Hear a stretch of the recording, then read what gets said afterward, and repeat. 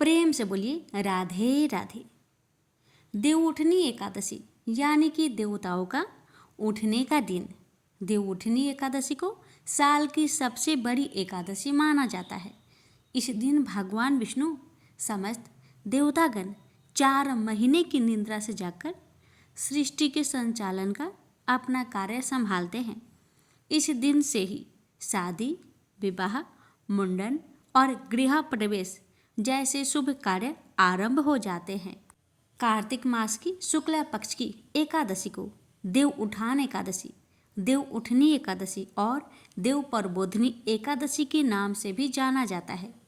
इस तिथि पर भगवान विष्णु, माता लक्ष्मी और तुलसी माता की पूजा पूरे विधि विधान से की जाती है और इसके अगले दिन तुलसी जी और शालिग्राम भगवान जी का विवाह संपन्न करवाया जाता है। आइए प्यारे भक्तों, हम आपको बताते हैं देवउठान एकादशी व्रत की पूजा विधि और व्रत के नियम के बारे में। इस दिन निर्जला या केवल जलीय पदार्थ का सेवन करते हुए उपवास रखा जाता है। इस व्रत में भगवान विष्णु या अपने इष्ट देवता की उपासना की जाती है। इस दिन तामसिक आहार जैसे प्याज, लहसुन, मांस, मदिरा, बासी भोजन न ले। एकादशी पर यदि आप व्रत न भी करें तो भी आपको ब्रह्मचर्य का पालन करना चाहिए। एकादशी के दिन भूलकर भी चावल का सेवन ना करें। देवउठनी एकादशी की पूजा विधि। देवउठनी एकादशी के दिन सुबह जल्दी उठकर सुबह स्नान कर ले और साफ कपड़े पहन ले। पूजा घर को गंगा जल छिड़ककर पवित्र कर ले।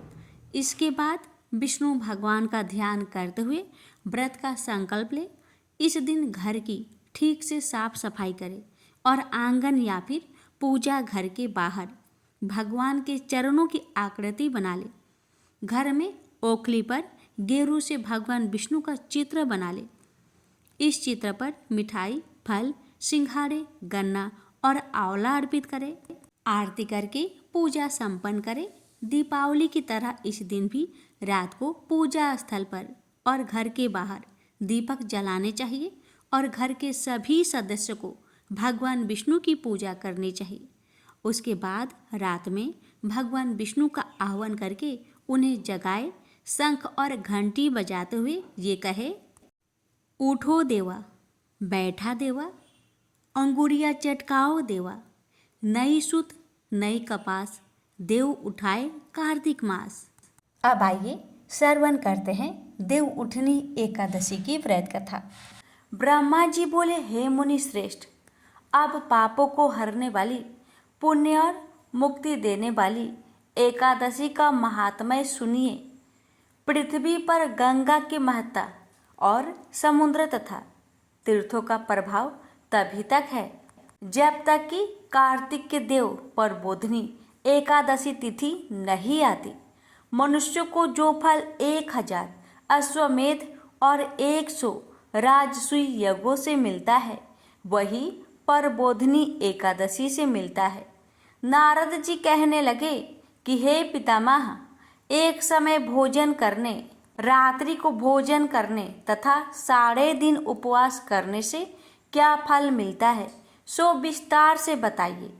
ब्रह्मा जी बोले, हे पुत्र, एक बार भोजन करने से 1 जन्म और रात्रि को भोजन करने से 2 जन्म तथा दूसरा दिन उपवास करने से 7 जन्मों के पाप नाश होते हैं। जो वस्तु त्रिलोकी में न मिल सके और दिखे भी नहीं, वह हरि प्रबोधनी एकादशी से प्राप्त हो सकती है।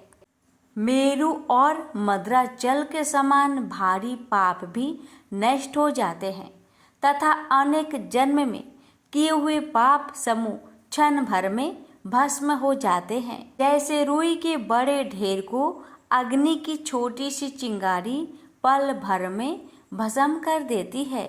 विधि पूर्वक थोड़ा सा पुण्य कर्म बहुत फल देता है, परंतु विधि रहित अधिक किया जाए तो भी उसका फल कुछ नहीं मिलता।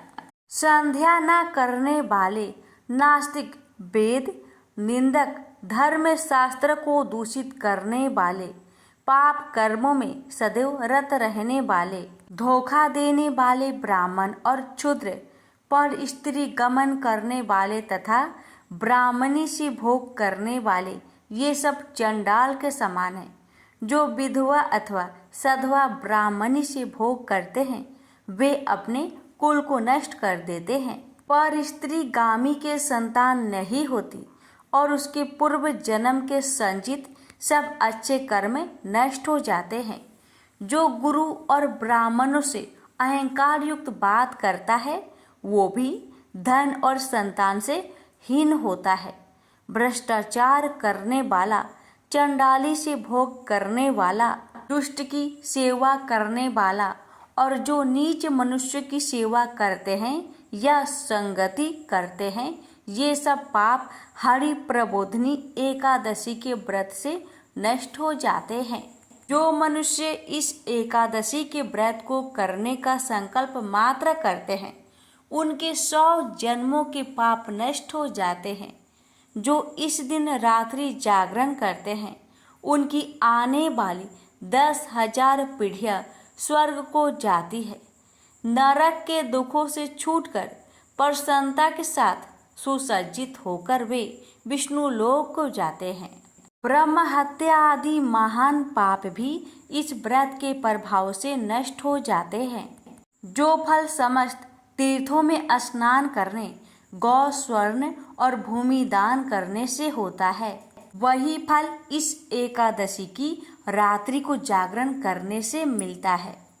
हे मुनि शार्दुल, इस संसार में उसी मनुष्य का जीवन सफल है जिसने हरि प्रबोधिनी एकादशी का व्रत किया है।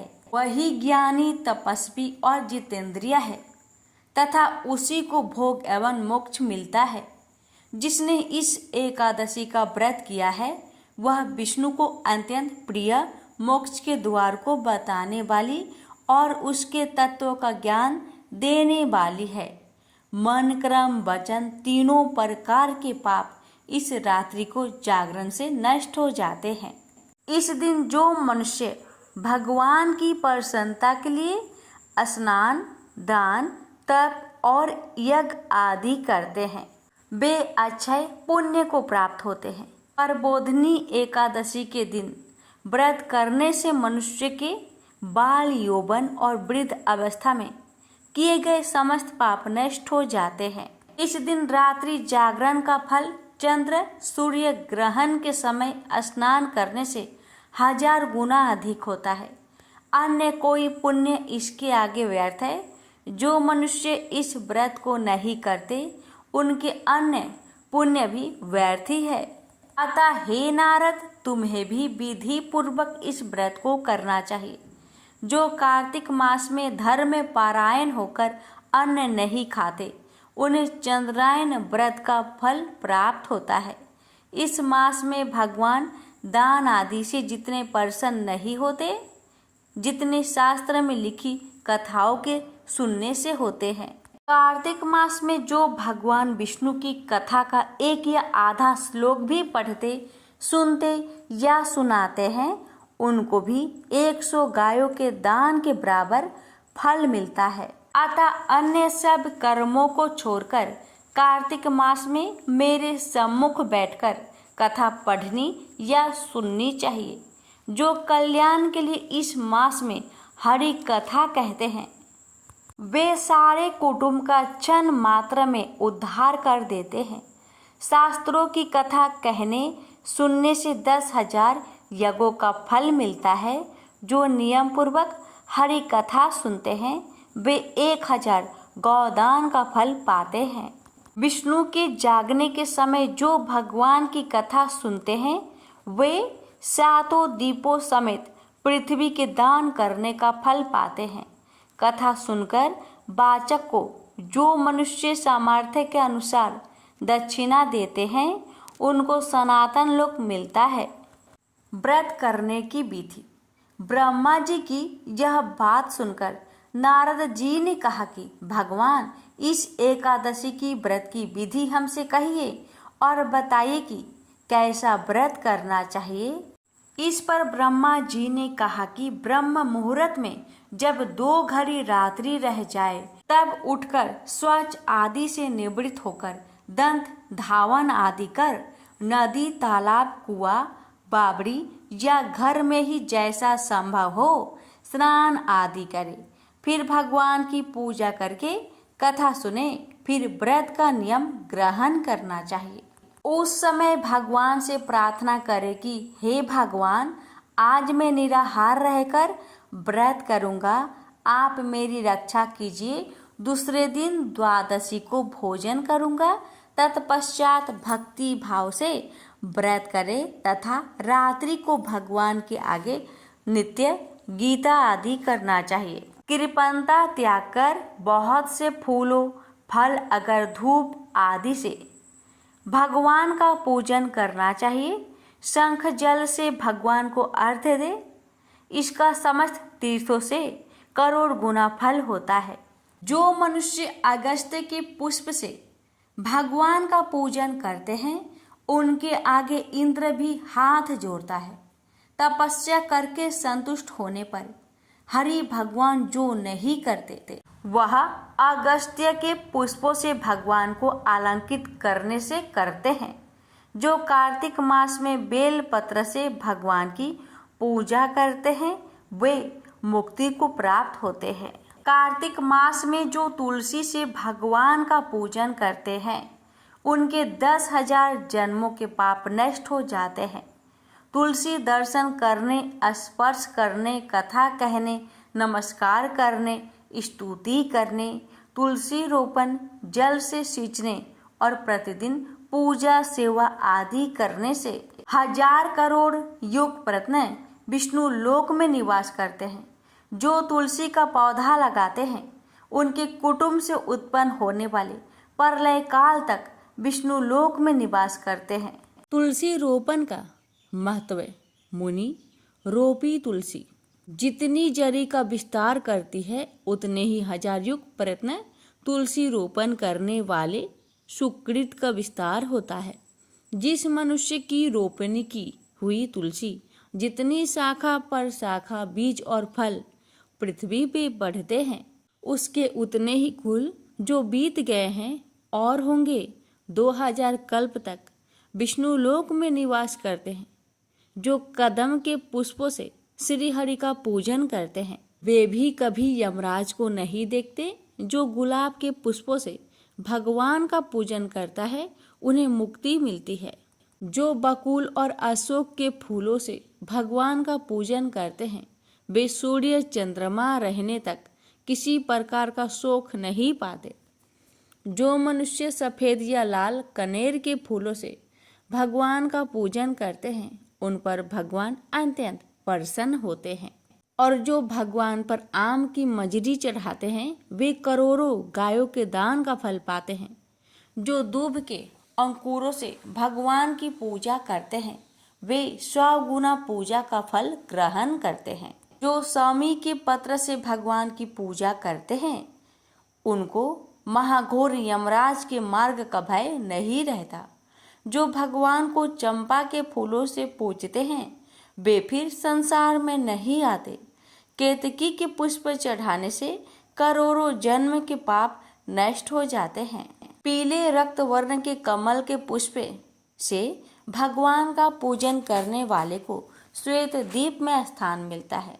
इस प्रकार रात्रि को भगवान का पूजन कर प्रातः काल होने पर नदी पर जाए और वहां स्नान, जप तथा प्रातः काल के कर्म करके घर पर आकर विधि पूर्वक केशव का पूजन करे। व्रत की समाप्ति पर विद्वान ब्राह्मणों को भोजन कराए और दक्षिणा देकर क्षमा याचना करे। इसके पश्चात भोजन, गौ और दक्षिणा देकर गुरु का पूजन करे। ब्राह्मणों को दक्षिणा दे और जो चीज व्रत के आरंभ में छोड़ने का नियम किया था वह ब्राह्मणों को दे। रात्रि में भोजन करने वाला मनुष्य ब्राह्मणों को भोजन कराए तथा स्वर्ण सहित बैलों का दान करे। जो मनुष्य मांसाहारी नहीं है वह गौदान करे। आंवले से स्नान करने वाले मनुष्य को दही और शहद का दान करना चाहिए। जो फलों को त्यागे, वो फल दान करे। तेल छोड़ने से घृत और घृत छोड़ने से दूध, अन्न छोड़ने से चावल का दान किया जाता है। इसी प्रकार जो मनुष्य भूमि शयन का व्रत लेते हैं उन्हें स्वयं दान करना चाहिए। साथ ही तुलसी सब सामग्री सहित देना चाहिए। पत्ते पर भोजन करने वाले को सोने का पत्ता घृत सहित देना चाहिए। मौन व्रत धारण करने वाले को ब्राह्मण और ब्राह्मणी को घृत तथा मिठाई का भोजन करवाना चाहिए। बाल रखने वाले को तर्पण, जूता छोड़ने वाले को एक जोड़ा जूता, लवन त्यागने वाले को सकरा, मंदिर में दीपक जलाने वाले को तथा नियम लेने वाले को व्रत की समाप्ति पर ताम्र अथवा स्वर्ण के पात्र पर घृत और बत्ती रखकर विष्णु भक्त ब्राह्मण को दान देना चाहिए। एकांत व्रत में 8 कलश, वस्त्र और स्वर्ण से अलंकृत करके दान करना चाहिए। यदि यह भी ना हो सके तो इनके अभाव में ब्राह्मण का सत्कार सब व्रतों को सिद्ध करने वाला कहा गया है। इस प्रकार ब्राह्मण को प्रणाम करके विदा करे। इसके पश्चात स्वयं भी भोजन करे। जिन वस्तुओं को चतुर्मास में छोड़ा हो उन वस्तुओं की समाप्ति करे, अर्थात ग्रहण करने लग जाए। हे राजन, जो बुद्धिमान इस प्रकार चतुर्मास व्रत निर्विघ्न समाप्त करते हैं वे कृत्य हो जाते हैं और फिर उनका जन्म नहीं होता। यदि व्रत भ्रष्ट हो जाए तो व्रत करने वाला कोढ़ी या अंधा हो जाता है। भगवान कृष्ण कहते हैं कि हे राजन, जो तुमने पूछा था वह सब मैंने बतलाया। इस कथा को पढ़ने और सुनने से गौदान का फल प्राप्त होता है। प्रेम से बोलिए लक्ष्मीपति विष्णु भगवान जी की जय। प्यारे भक्तों, अब आइए श्रवण करते हैं राधा रानी द्वारा पूजित माँ तुलसी की पावन कथा। इस कथा को आज एकादशी के दिन जो भक्त श्रद्धा पूर्वक पूरा श्रवण करता है उस पर विष्णु भगवान की असीम कृपा प्राप्त होती है। इसलिए कथा को बड़े ही श्रद्धा भाव से पूरा अवश्य सुनेगा। प्रेम से बोलिए तुलसी महारानी की जय। एक बार राधा जी सखी से बोली, सखी तुम श्री कृष्ण की प्रसन्नता के लिए किसी देवता की ऐसी पूजा बताओ जो परम सौभाग्यवर्धक हो। तब समस्त सखियों में श्रेष्ठ चंद्रनना ने अपने हृदय में एक क्षण तक कुछ विचार किया। फिर बोली, राधे, परम सौभाग्यदायक और श्री कृष्ण की भी प्राप्ति के लिए वरदायक व्रत तुलसी की सेवा, तुम्हें तुलसी का ही नियम लेना चाहिए, क्योंकि तुलसी का यदि स्पर्श अथवा ध्यान, नाम, संकीर्तन, आरोपण, सिंचन किया जाए तो महान पुण्यप्रद होता है। हे राधे, जो प्रतिदिन तुलसी की भक्ति करते हैं वे कोटि सहस्त्र युगों तक अपने उस सुकृत्य का उत्तम फल भोगते हैं।